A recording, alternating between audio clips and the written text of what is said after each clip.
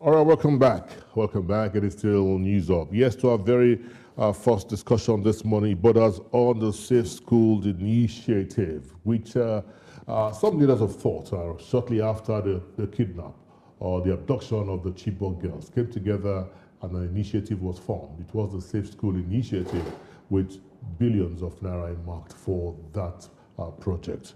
Years had gone. We're asking this morning, has the Safe School Initiative, is it a failure or has it been a success? Big question we are asking. Do we have diversions? Are there questions to be answered around the Safe School Initiative? Assessing implementation. Joining us right about now is Dr. Aderonke Kujore, who is the founder of Aderonke Foundation. She joins us right about now. So good to have you on the show, Dr. Ronke. It's always a pleasure to be here with you. Thanks for having me. Always a pleasure having you come talk to us on the issues around children, around education. It is key. It is key. The Safe School Initiative, Dr. Ronke, is one that we all celebrated.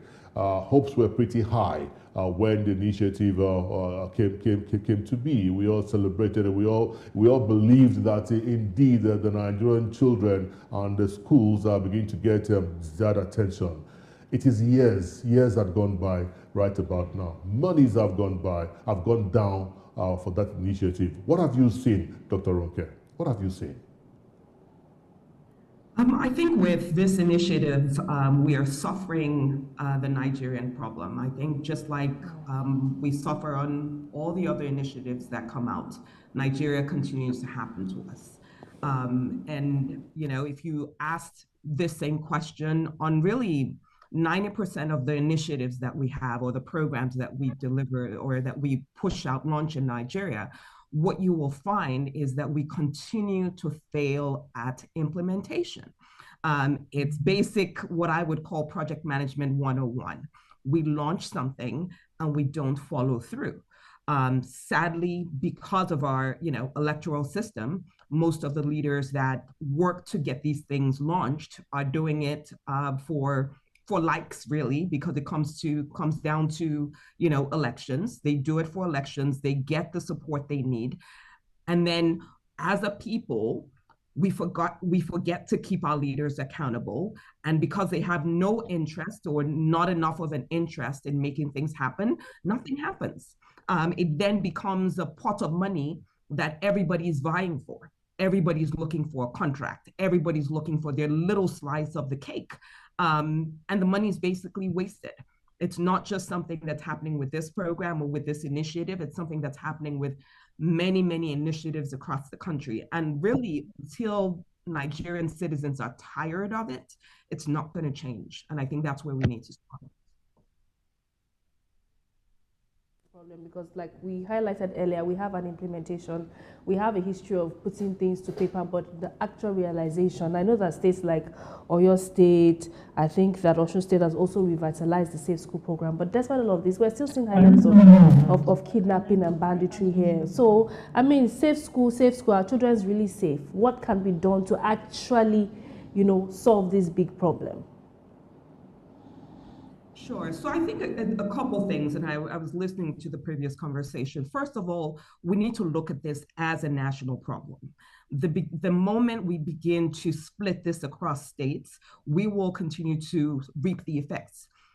Splitting this across states is basically what our government is doing today. Because they are able to build, fancy walls around their homes, make sure they're living, for instance, in Lagos on the island where the roads are fine and things are okay, they forget about the other areas. But the problem there is that the problems you leave unanswered in other areas will continue to creep in. So if we go if we go ahead and try to attack this from a state perspective and split the responsibility, that what we're going to end up facing is some states are going to look okay initially and other states are going to have serious problems initially, but again, across the country, it's going to continue to fester and continue to become a bigger issue. I think it needs to remain a national issue. That's for one.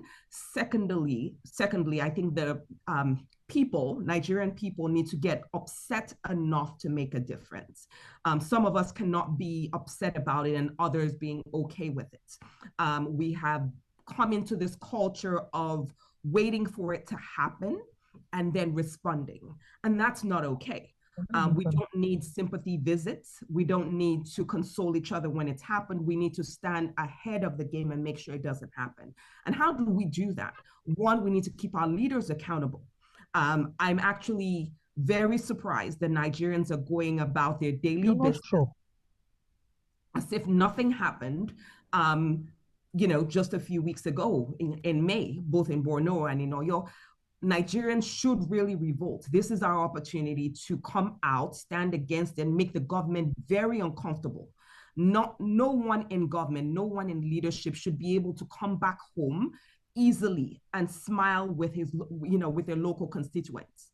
Their local constituents should really make them accountable by making it uncomfortable for them to come back home. Until you guarantee your safety, you will not sleep in this, in this neighborhood. That's really the approach we should be taking at this point. Nigerians are just too forgiving. Sometimes you see the news of them catching a small group of, of terrorists or bandits or whatever we want to call them in some areas.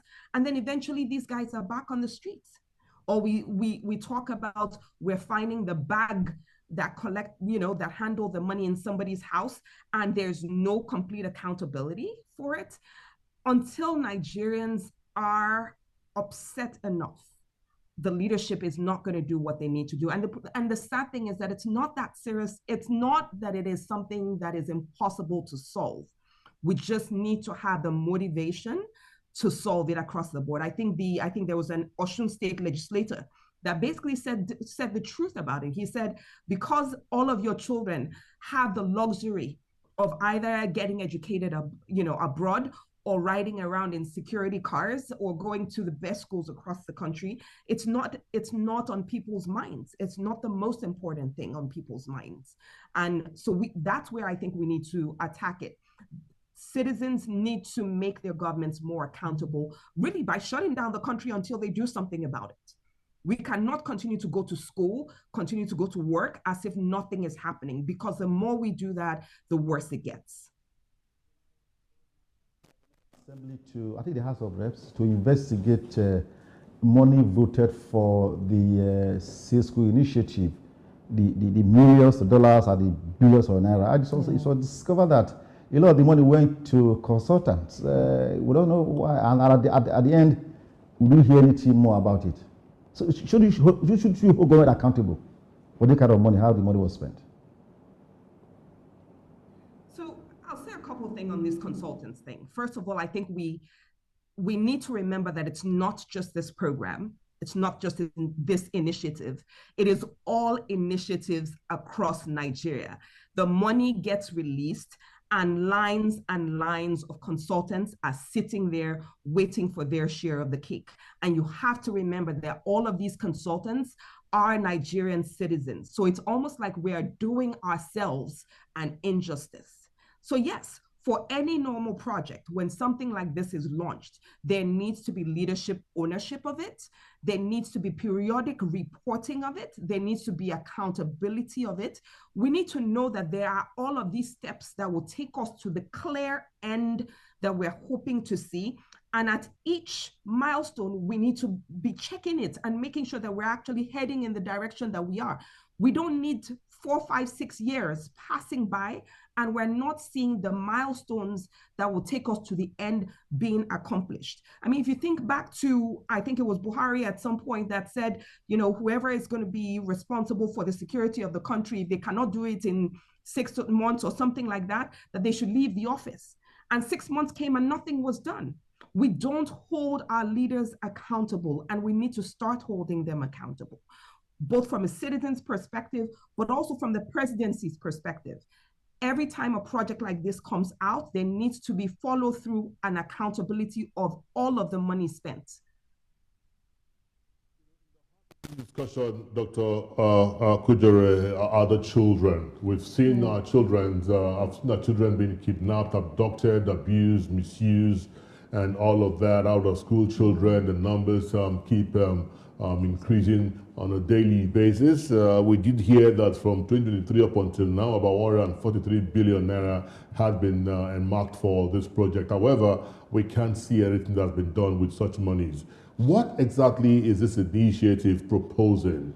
Perimeter fencing, early attack warnings, some forms of lighting or security lights across schools. These are not rocket science. These are basic things that anybody can run with. These are basic initiatives that anyone can run with. Why is it so difficult for us as a country to implement this very basic initiative? Perimeter fencing, early warnings, alerts, and just name it. There are about 4 of them. Why is it so difficult for us as a country to run with these very basic desires? Because our leadership and those who are given the responsibility for delivering these things that you're talking about are more concerned about the money that's going into their pockets than the safety of our children. And that's the bottom line. Half the time, the money doesn't get to where it needs to get to, but when it does, it's the people that are receiving it are more concerned about getting their income than solving the problem. And so they do things that, okay, on paper, I did something, but is it solving the problem? No, it's not. You know, we do so many research surveys. We take account of people, you know, we do so much. We're taking account of people. We're writing reports, 1,000,001 reports, but nothing is being done. I think for something like this, something as simple as from a presidency perspective, kicking off surveillance across the country, finding 2, 3, 4, 5 surveillance companies, making each one of them responsible for surveillance in different areas, in different jurisdictions across the country, will make a whole difference. They are not moving these children in ones and twos. And it's funny, when they move them in ones and twos, because they are important people, we find them. But for the larger majority of them, they're not moving them in ones and twos. You cannot tell me that we cannot, put drones out there, put surveillance out there and not find these people. We're just choosing not to because somebody's making money somewhere. Now, in your estimation, just be very frank, what should we do to ensure that our schools are safe? Yeah. I think it's a couple things that we need to do immediately. I'm an educator, and I believe all of our children need to be in school. But for the first time, because of the seriousness of this issue and the fact that if we don't solve it, it will get worse, all of our children need to stay home. Stay home until the problem is solved. The children of the masses, the children of the presidencies, all schools need to close until the problem gets solved. Let everybody feel it in their homes. Let everybody feel it in their homes. Let the presidency feel it in his house. Dr. Kujore, we want to say thank you. Thank you for your position. Of course, your last position is indeed your position. It's coming out of anger and pain. You want something done as quickly as possible. You want right attention given to the concerns of a Nigerian child. We completely understand that, but we are wondering if asking our children to stay at home. History has shown that children that are sent home from school, they all don't return back to school. So we might end up aggravating the whole concern around out-of-school children if that is a solution moving forward. But then, thank you so very much, Dr. Aderonke Kujore, for your time with us. It's always a pleasure speaking to you on News Up. Do have a great day, and have a great day anyways. Bye for now. Thank you. All right. Remember, there was a time that Shoyinka once recommended that we should close all universities for 5 years in Nigeria until we sort out the issue of ASU strikes. Yes. I'm wondering how Tenembo is going to be when you say all children should sit at home. Yes, right now, I know that NUT had issued a last week, but at the point where is it across the Nigeria, private and public schools? Because private schools may not But, close. but did you know that And, some states have voluntarily closed closed some some schools? schools. exactly. And So for if how In long? many states Even now, if- some schools are already closed Yes. that are close to the forest. They are closed now. So Yes, that's a she's good not far warning. from the She's truth. not far from the Is he truth. saying should we close all the schools That's what the now question is. until we No, take steps to make sure that they are system. secure? I mean, A lot of schools in Nigeria they don't have perimeter fencing. if your child Or if your school happens to be in a school That is not where the kidnap Had had happened. happened, would you let You that child go voluntarily back to just school? withdraw- You yeah, would just that is withdraw the that child problem. from Withdraw school. the Maybe start child looking for from another school, or Yeah. come and stay home with me until we are sure this is done. We are saying another school. Dr. Is that as if Dr. Ruka is not out of place It in is our not. proposal, but then government, I mean, the ball is in your court. The ball is but in again, your if you court. close your schools, you terrorists are wrong. If you close your schools, They've won. but when you hear them say that Boko Boko Haram means That's the idea. western education is forbidden. So they are going to win if you say close all the schools. That's what they want. All right, we'll go on a break right about now. Thank you, gentlemen. We'll go on a break right about now. We'll return for our next discussion.